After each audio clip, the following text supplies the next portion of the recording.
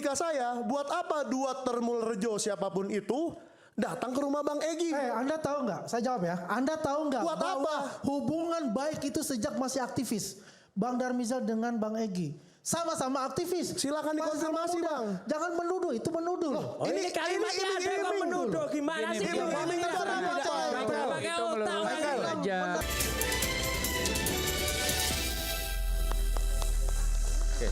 Ini tadi untuk menutup ini sebelum saya ke Bung Ade Armando, tadi barusan Bung Rasman menelpon Bang Egy dan nyambung. Saya yang pas nggak on air nih. Baik. Boleh telepon lagi kalau bisa? Baik, terima kasih teman-teman seluruh rakyat Indonesia. Saya kira ini ditonton banyak orang. Barusan saya berinisiatif, alhamdulillah Bang Egy mengangkat. Dan saya dengar kebetulan ada Mas Roy, kemudian ada Bang Refli Harun, kemudian ada Michael, dan juga kita ada tim di sini. Jadi Bang, saya bilang, Bang tolong Abang bicara. Ini sudah rame urusannya, tambah melebar kemana-mana. Dimatiin, telepon lagi, ya Dinda Lecu ya. Baru kemudian setelah itu diangkat. Saya bilang, Bang Abang bicara, iya benar saya datang ketemu Jokowi. Tapi saya tidak minta maaf. Ya. Itu kata beliau. Tidak ada pertanyaannya, tunggu dulu. Iya. Pertanyaannya, saya menjadi lucu juga kepada abang saya ini. Datang ke sana tidak bermaaf-maafan. Saya nggak pernah katakan tadi minta maaf kan? Dari awal saya katakan maaf-maafan. Pak Jokowi tidak pernah suruh minta maaf, maaf-maafan. Itu yang dari saya. Nah, jadi kalau dalam konteks berpikir saya, mereka ketemu artinya clear masalah ini. Tinggal Pak Jokowi yang nonton malam ini berpikir ulang. Tinggal Bung Lecumana dan kawan-kawan berpikir, apakah Bang Egy ini dalam keadaan nyaman datang ke sana atau tidak? Kalau saya sebagai adiknya mengatakan beliau sakit, stadium 4. Tolonglah dipahami kondisi pikiran dan fisik beliau. Karena beliau tadi saya katakan bahwa benar saya datang ke sana. Itu kata beliau. Silakan Mas Roy kalau ada mau ditambahkan. Enggak, kalau saya tidak akan menginterpretasi ya. Tadi sebenarnya sudah sempat mau saya tapping kata-katanya, ya tidak ada maaf-maafan. Udah, terus ditutup. Udah, itu aja udah. Jadi silakan diartikan sendiri, saya tidak akan mengartikan. Bang Egy kan emosi ketika didesak begitu. Dia bilang nggak ada maaf-maafan. Dan kalau kita lihat yang saya bacakan tadi kan jelas dia bilang seperti surat Toha katanya ayat 24-26. Seperti Musa dan Harun datang ke Firaun. Firaun kan siapa? begitu. Bang, ke saya beda lagi tadi ayatnya Bang. Enggak, dia bacakan sini. Iya, saya beda lagi ayatnya. Ya sudahlah. Maksud saya adalah bisa jadi dia menginterpretasikan seperti itu. Even dengan musuh sekalipun, Anda bisa saja datang menyampaikan khotbah, menyampaikan nasihat, menyampaikan pesan, kan begitu. Karena itu ya kita hormati saja apa yang ditulis Bang Egy hari ini, ya kan? Dan itu adalah yang current, maka itulah yang kita harus pegang. Kalaupun kemudian yang kemarin-kemarin berbeda, ya sekarang kalau kita bicara tentang hukum ya hukum yang belakangan yang kemudian berlaku. Kalau nanti 2-3 hari lagi berubah ya kita lihat. Karena itu kita jangan menginterpretasikan sesuatu yang sudah dinyatakan. Kan sudah dinyatakan dia tidak maaf. Ya. Oke Bang Ade, sekarang Bang Ade kemarin sempat melakukan konferensi pers terkait dengan orang besar dan seterusnya. Silakan Bang Ade. Itu jadi kurang seru sih. Yang kemarin itu dibandingkan yang sekarang sedang dibicarakan. Oh seruan sekarang gitu ya. Apa yang menurut Anda kalau sekarang lebih seru? Kenapa? Gini, menurut saya ada satu hal yang luar biasa datang dari acara ini pada malam ini. Oke. Ya, yang perlu sekali mendapat perhatian dari media massa, dari wartawan, dari LSM, dari semua pihak. Yaitu tuduhan bahwa Pak Jokowi mencoba menyuap triliunan rupiah Bang Egy Sujana agar perkara ini dihentikan. Yes, itu tadi yang itu sebuah tuduhan yang sangat serius. Saya nggak tahu secara hukum apakah itu adalah sebuah pelanggaran pidana atau bukan. Kalau benar itu dilakukan, ya menyuap agar perkara tidak dilanjutkan dan penyuapannya triliunan rupiah. Proyek ya? Penyuapan dalam bentuk proyek triliunan rupiah. Nah, biar bagaimanapun, ya saya tentu aja Anda tahu saya pendukung Jokowi. Jadi apa yang tadi disampaikan itu sangat mengejutkan. Tapi ada satu hal yang harus saya ingat sekarang, yang saya harus sadari. Itu adalah pernyataan dari Egy Sujana. Saya nggak kenal sama Egy Sujana kecuali bahwa dia dulu adalah senior saya ketika saya kuliah ketika saya kuliah dulu ya. Tapi saya tidak memiliki kedekatan seperti Bung Rasman gitu ya, atau barangkali Bung Michael. Sehingga menurut saya yang paling penting adalah Bung Rasman bukan bertanya tentang yang tadi ya, bahwa apakah Anda datang ke sana untuk minta maaf atau tidak. Itu adalah menurut saya jadi soal kecil. Soal ijazah palsu ini aja jadi soal kecil dibandingkan soal penyuapan. Jadi kalau dari kubunya Jokowi saya rasa penting. Bung Andi juga perlu nih. Kasus ijazah ini kasus kecil, tapi soal penyuapan apalagi tadi proyek triliunan rupiah itu hal yang baru yang hari ini terbuka dan itu harus diklarifikasi. Harus diklarifikasi, harus jelas. Karena ini pertama kali ini terbongkar. Baru kali ini terbongkar. Apakah hoax atau enggak ada yang tahu. Nah ini makanya penting untuk mengetahui apakah itu hoax atau bukan. Dan ini ada caranya bertanya kepada satu Pak Jokowi. Pak Jokowi perlu ditanya nih saya rasa.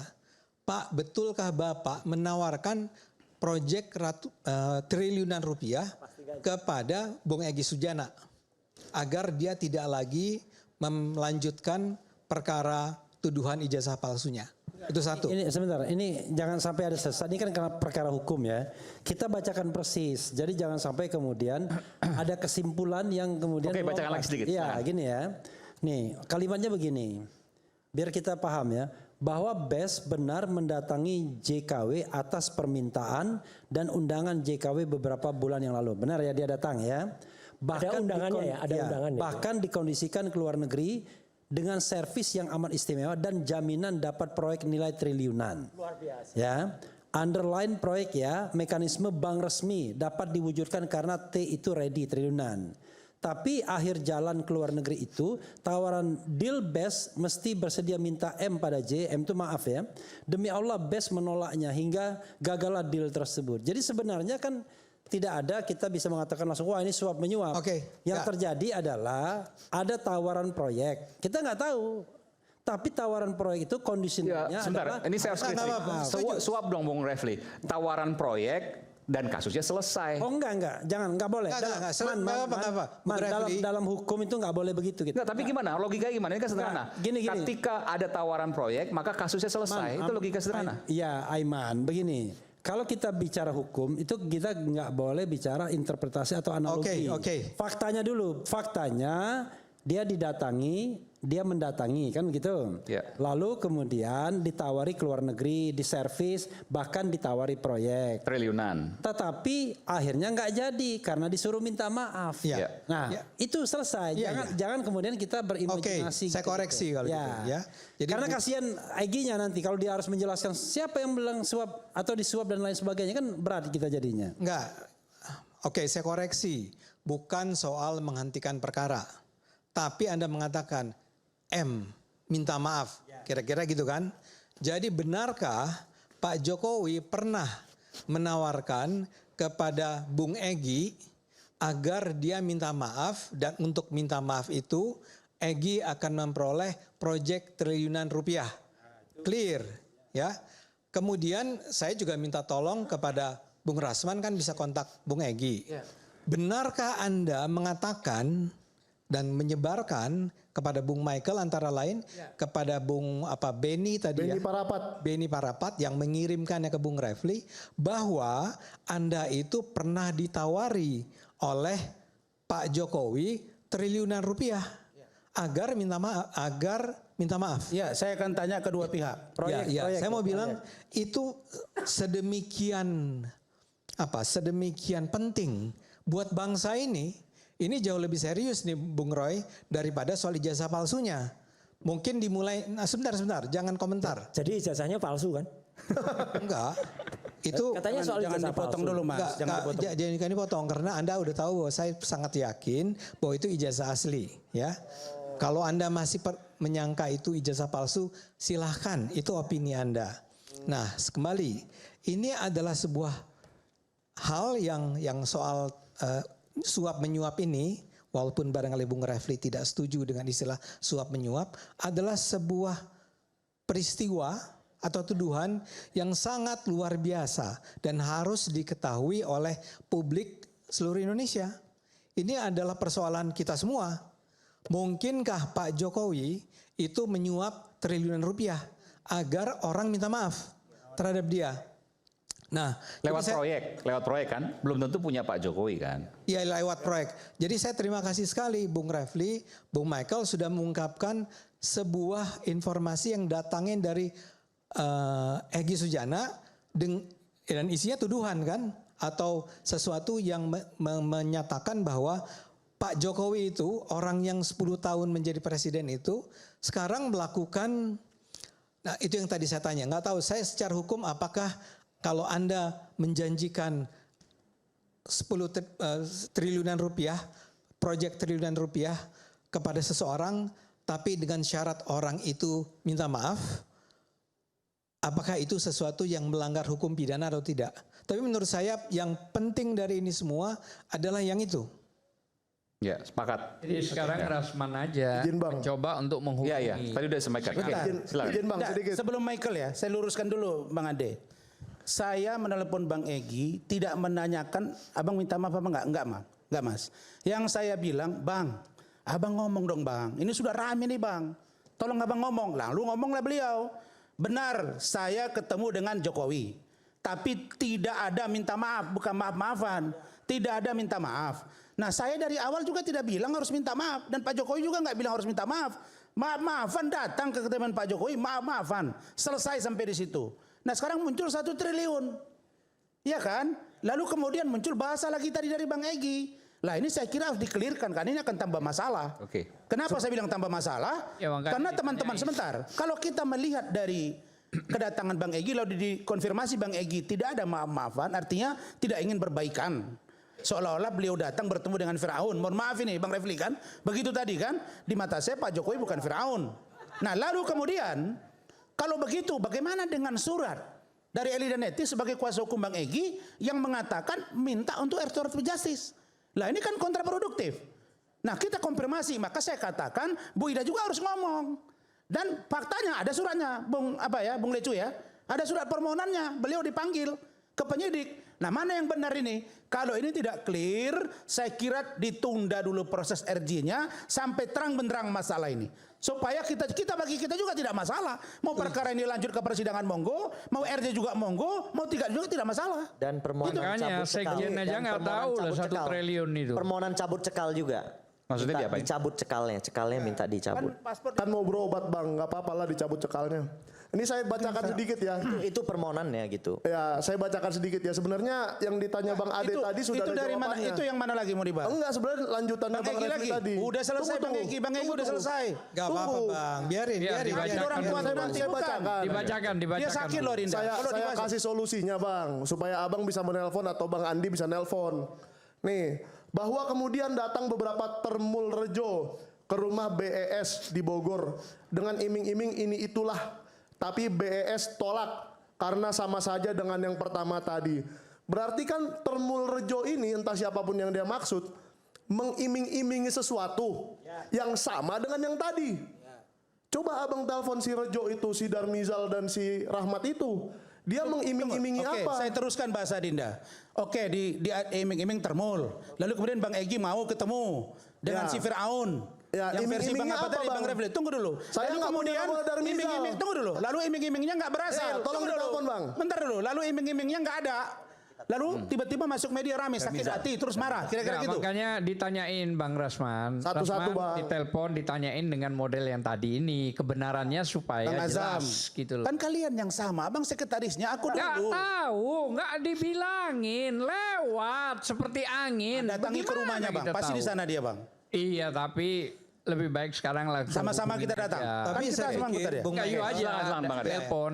lebih penting yang soal Jokowi menjanjikan proyek triliunan rupiah. Karena kan sama dengan yang tadi Bang. Nggak, Berarti maksud dua saya orang gini. Rejo inilah yang berusaha menyuap Ya enggak. dengan bahasa Abang. Buat saya. Ini salah Buat besar saya. ini orang asumsi Enggak, langsung buat saya. menuduh itu. Buat saya. Iming-iming. Yang nggak mungkin Iming-iming tangannya itu apa, Jokowi. Bang? Ya pasti Bagaimana pakai seorang rejo Jokowi itu. misal Begini, mengatakan saya udah bahwa jelaskan itu. Bang Egy sudah jawab tadi. Aduh, WA-nya sudah. dibacakan. Sekarang gini Mekel. aja, itu kan yang Mekel. terbaru dari saya. Mekel. Menuduh itu bahwa Sama itu Mekel. iming-iming. Jadi maksudnya gini, bentar, Bang, Bacakan aja. sebentar, Maaf, Pak Imam, bentar, di tempat ini, bentar. Bang Azam, Triliunan. Bang Azam, Dikatakan- Adinda, sebentar, dikit aja. Oke. Dikit aja. Bang Azam, Ya. kita Itu loh, kan ada pernah dengan narasumber Bang yang Egy, belum betul? bicara tuh Kita sama berdua sekali. ya. Kita sepakati malam ini kita datangi Bang Egy. Setuju? Ya, sekarang Oke, kita berdua ya. Di sini. Saya Iya, ada oke. acara di RS di rumah sakit. Oke, ya Ada nanti yang sakit. Iya. Tapi enggak, saya ingin tanya ke Anda, Bung Michael. Menurut pemahaman Anda, menurut keyakinan Anda, Ya. bahwa Panji dong. bahwa ya uang atau proyek tadi itu yang nawarkan bukan Pak Jokowi langsung tapi lewat menurut WhatsApp tadi Termul Rejo tadi. Ya begini. Menurut pemahaman Oke. Anda? Ya pemahaman saya begitu. Karena Dibacakan, begini. dibacakan. Serius ya? Ini logikanya sama dengan Bang Rasman. Bang Rasman tadi berlogika bahwa kalau Bang Egy datang ke rumah Jokowi, buat apa kalau tidak bermaaf-maafan? Katanya. Itu dia loh yang bilang. Kalau logika saya, buat apa dua Termul Rejo siapapun itu datang ke rumah Bang Egy? Anda tahu nggak? Saya jawab ya. Anda tahu nggak Buat bahwa apa? hubungan baik itu sejak masih aktivis Bang Darmizal dengan Bang Egy sama-sama aktivis. Silakan dikonfirmasi, Sama-sama Bang. muda. Jangan menuduh, itu menuduh. Oh, ini kalimatnya ada kok menuduh. Gimana sih? Sebentar. Apakah dia Kalau orang datang ke rumah Bang yang gini. namanya diutus langsung itu oleh Pak Jokowi? Kalau Mengatakan itu. Michael, Iming-iming kalau di- BES sebentar itu. Adinda, kalau Tuhan diikut, kalau didengar uraian saya tadi, kan di awal sudah saya mulai. Ya. Lalu kemudian Bu Ida ini menurut pikiran saya ini goncang ini dibully. Ya. Sampai dia marah-marah ke saya juga. Oke, pada saat itu masuklah di situ mungkin Bang Darmizal sama Pak Rahman. Ini saya kenalin yang dua ini. Lalu kemudian mungkin mereka diskusi. Nah pertanyaannya, buat apa juga Bang Egy mau ke sana? Dan Buki ngasih buku. Untuk apa? Nah kira-kira maka saya katakan ini tolonglah, ini abang ini sakit. Ya kita bahas nanti ada masalah hukum baru lagi buat dia, kasihan saya. Saya kira Bang Azam kami pernah sama, kami akan coba kontak. Itu barangkali. Tapi mungkin saja sih dia datang ke sana hanya ngantar buku. Bang Rismon saja pergi ngantar buku ini ke Pak Prabowo loh. Iya. Ke Hambalang. Jadi nggak apa-apa ngantar buku itu. Buku aja. Mungkin saja ngantar Kalau buku begitu aja. Bang Egy jangan dibilang pengkhianat dong. Apa? Kan Mas Roy pernah bilang, ternyata Egy Sujana cuma segini perjuangannya ada. Mas Roy bilang begitu. Loh iya, Kalau begitu Bang Egy perlu jangan anggap pengkhianat. klarifikasi. Makanya Egy Oke, nanti Sujana kita- perlu klarifikasi. Udah Oke, itu oke, aja, oke, nggak clear. usah Pak. Ya nggak usah kita pakai. tunggu aja artinya iming-iming itu apa. Tadi sempat sudah disampaikan ke Bang Egy juga telepon, tapi hanya bilang bahwa tidak ada minta maaf, itu yang kita sepakati sama-sama karena itu keluar dari mulut Bang Egy. Mungkin begini. Nanti untuk yang lain Itu kan harus ada dua diklarifikasi orang. lagi. Yang pertama itu adalah DHL. DHL itu juru bicara. Damai Hari Lubisia. Ya, juru bicara yang pertama. Dia permintaan dari Egy Sujana. DHL yang menyatakan minta maaf. DHL loh. Damai Hari Lubis mengatakan itu. Ini Kenapa saya pinola, dapat? Saya dapat piurang dari ini ada. dari Bang Darmizal. Oke. Ya, Nanti gak kita ada intinya itu. Bagi saya tidak Katanya penting dong. kata maaf. Oke, baik. Yang penting bertemu mereka selesai. Oke, Itu oke. mau saya. Nanti kita tunggu mereka karena mereka juga diundang semuanya tapi mereka tidak mau hadir. Silakan. Bung Ubed. Ya ini perdebatannya panjang ya. Tapi ada hal yang menarik dan harus diklarifikasi tadi seperti yang disampaikan oleh Bung Ya, Ade. betul. Ada proyek triliunan Saya yang kira- kemudian diberikan dan untuk demi permintaan maaf dalam kasus ijazah.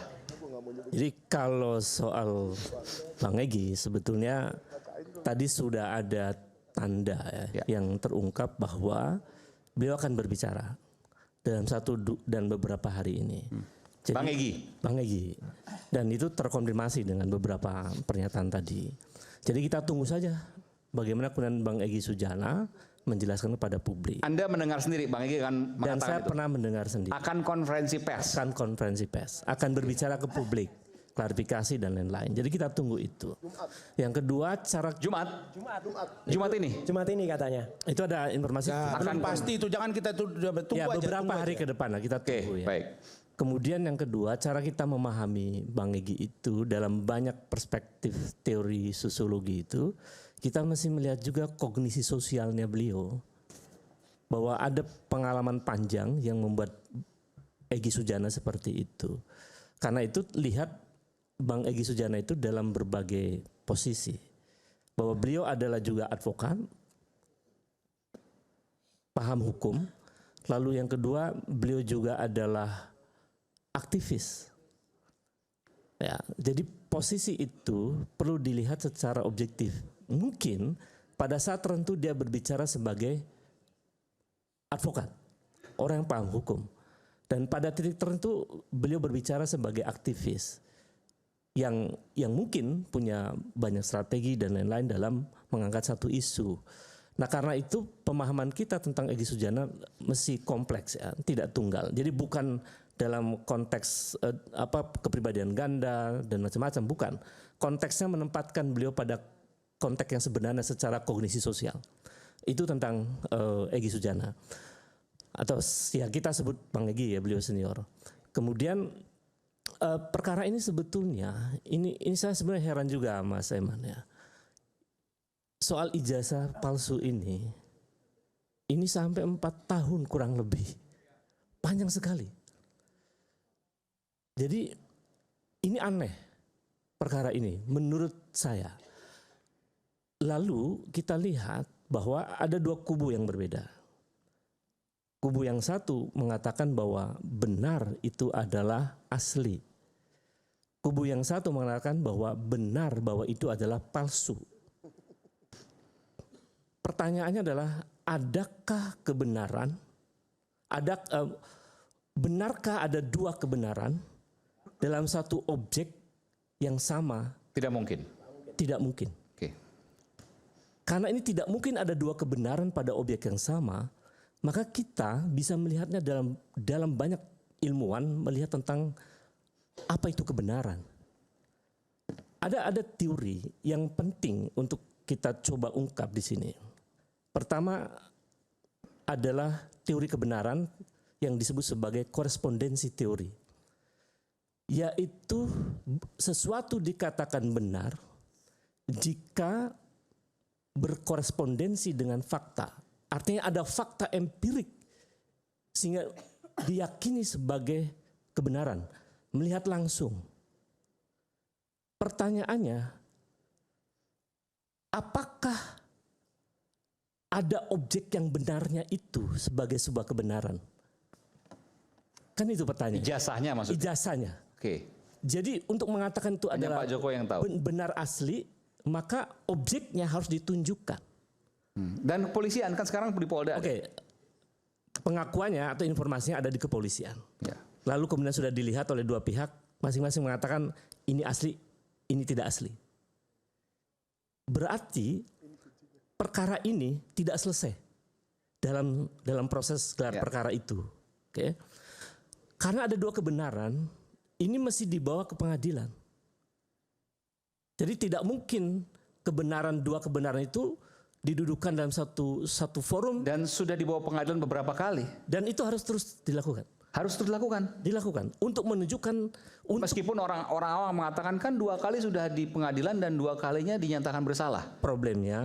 Yang menuding ijazah palsu. Problemnya. Itu logika sederhana bagi orang-orang awam misalnya. Problemnya Jokowi tidak membawa asli di pengadilan. Itu problemnya. Jadi kita secara akademik itu memerlukan kebenaran korespondensi di situ. Empirik. Iya, empirik, fakta. Agar kemudian publik yakin bahwa itu benar gitu. Setelah itu selesai kita. Kalau itu adalah palsu, ya palsu. Kalau itu adalah asli, ya asli gitu loh. Itu keputusan hukum gitu. Pertanyaannya, mengapa itu tidak dilakukan oleh Joko Widodo? Nah, itu pertanyaan. Yang kedua, ada yang disebut dengan teori kebenaran koherensi. Jadi koherensi teori itu menyebutkan bahwa sesuatu dianggap benar kalau ada konsistensi. Nah, ada problem di situ. Rekam jejak dan seterusnya. Rekam jejaknya. Ada problem di situ dalam narasi-narasi yang diproduksi oleh Joko Widodo. Itu kemudian ditafsirkan oleh publik, ada inkonsistensi di situ. Misalnya, berubah menyatakan tentang pembimbing skripsi misalnya. Dan lain-lain itu ya. Itu inkonsistensi. Meskipun kemudian Jokowi klarifikasi. Tapi inkonsistensi itu adalah peristiwa yang tidak bisa dibantah. Kan itu terjadi. Nah, kalau sesuatu itu inkonsisten dalam objek dan perkara yang sama, dia diragukan kebenarannya. Itu kebenaran koherensi. Yang ketiga, ada yang disebut dengan pragmatis teori dalam mengukur kebenaran. Bahwa seberapa besar perkara ini berguna bagi publik. ada manfaat bagi publik. Saya katakan perkara ini harus diselesaikan karena ini bermanfaat buat publik. Bermanfaat buat publik. Untuk publik. Anda bisa elaborasi, Anda bisa jelaskan soal itu. Karena yang menjadi objek perkara ini atau kasus ini kan Joko Widodo. Joko Widodo adalah presiden, dia adalah tubuh publik, bukan tubuh personal. Sebagai tubuh publik, dia mesti terbuka kepada publik tentang ijazahnya. Kalau kemudian dia tidak mau menunjukkan itu demi kepentingan publik, demi kepentingan masa depan republik ini, agar menjadi presiden itu tidak sembarangan begitu, maka dia harus tunjukkan itu. Bahwa dia punya niat baik untuk memberi manfaat kepentingan nasional, kepentingan bangsa ini. Nah, yang keempat, ada beberapa teori baru yang menyebut dengan konsensus teori. Jadi kebenaran itu dia katakan benar kalau itu sebagai konsensus antara dua belah pihak. Itu yang disebut dengan, nanti masuk hukumnya melalui proses-proses yang tadi disebut ya, RG itu dan lain-lain. Dan tapi biasanya konsensus teori itu mengabaikan fakta dan lain-lain. Jadi ini kesepakatan lebih pada langkah-langkah politis itu. Nah, saya berharap 3 kebenaran tadi yang harus muncul. Korespondensi teori, koherensi teori, dan pragmatis teori. Baru semua akan clear. Sehingga jelas. akan clear, jelas. Oke. Nah, oleh karena itu menurut saya perkara ini bisa akan selesai sebetulnya kalau kita menggunakan itu. Dan saya kira di banyak filsafat hukum 3 teori itu dipakai, bahkan 4 teori itu mestinya begitu ya. Kalau paham filsafat hukum. Nah, perkara-perkara lain yang kemudian muncul akibat ini itu tinggal akan selesai. Itu kan kalau dalam teori komunikasi nanti saya kira baik. itu ada namanya corrective action. Jadi kalau yang sudah berlalu 4 tahun ini kan cost-nya luar biasa, publik luar biasa. Jadi itu bisa dikoreksi semua. Kalau kemudian keputusannya jelas tentang kebenaran itu, saya kira itu. Nah, karena ini tidak diselesaikan dengan berbagai pendekatan apa benar ijazah itu asli atau tidak, ya menurut saya ini akan terus berlanjut. Ketika logika kebenaran itu tidak dipakai dalam proses hukum ini. Tidak akan pernah selesai. Tidak akan pernah selesai. Sampai kapanpun. Sampai kapanpun. Kita akan balik saat lagi. Tetap bersama kami. Rakyat Bersuara.